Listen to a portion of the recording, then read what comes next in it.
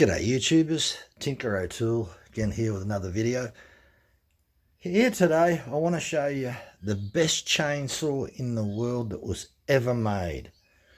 The old MS-170. It's got to be without a doubt the best chainsaw made. Why? Because it's only worth a couple $100. That's all. It cost me $299 and that was 17 years ago. And would you believe 17 years later, they're still selling this saw for $299. What an absolute bargain. You wouldn't want to buy spare parts for them. The spare parts, like you go to buy a coil, they're half the price of the saw. Better off buying an aftermarket. Why is this saw so popular? Well, for a start, have a look on the scale. I zeroed the scale. We'll just zoom in there so you can see it. 0 grams. Pop this on there. Look at that, 4.69 kilograms. You can use this saw all day without a problem. It's only got a 14-inch bar on it, it doesn't come with any dogs. They have these plastic dogs on there, which are absolutely useless. So I got a couple of I've got some dogs for it.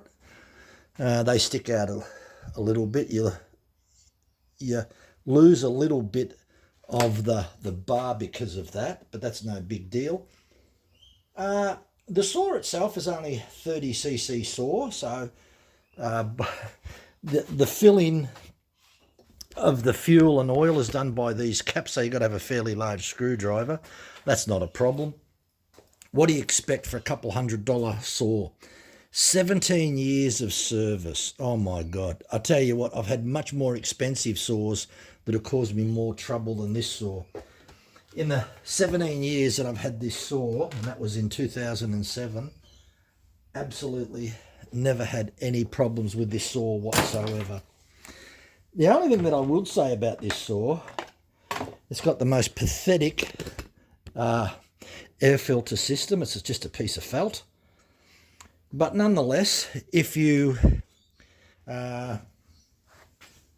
use an air compressor or a brush or something every time that you use the saw, make sure you put your thumb over here and blow it out with the air hose and don't get things down in there.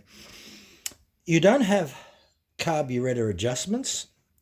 You've only got this little tiny hole here. That's for the idle. If you actually look at the bar, a 14-inch bar, and looking at the spikes, the bumper spikes that are on there, look, you're barely gonna, about the best you're ever gonna cut with that 14-inch bar is about a 1 foot diameter log. Now, I generally don't use this saw to cut a 1 foot diameter log. Let's just say there's a tree falling down and I've got to cut it up. This is my number one saw that I cut the branches that are about 6 inches in diameter. After that, I use the bigger saw. So that's all I use it for, just cutting up small timber. And that's all it was ever designed for, and that's all I'm ever going to use it for. It's the only saw that I've ever got that's 043 gauge. All my other saws, even my smaller saws, I've got an MS-180 that's 050 gauge. It came out with 043 gauge. It actually came out with a 2-inch longer bar. We've got that here. It actually came out with this Mini Boss bar, this 16-inch bar, so it's 2 inches longer, a little bit longer. Yeah, but you can run this bar. You can run this bar on this saw if you've got softwood, not a problem. Done that many a times. So I do have an extra 2 inches if really need be, and that's the only time that I'm ever going to run 043 gauge is in the little MS-170. So as far as I'm concerned, this is the best saw in the world for value for money. I don't think you can get a petrol chainsaw anywhere in the world for $300 Australian dollars that's going to work as good as this.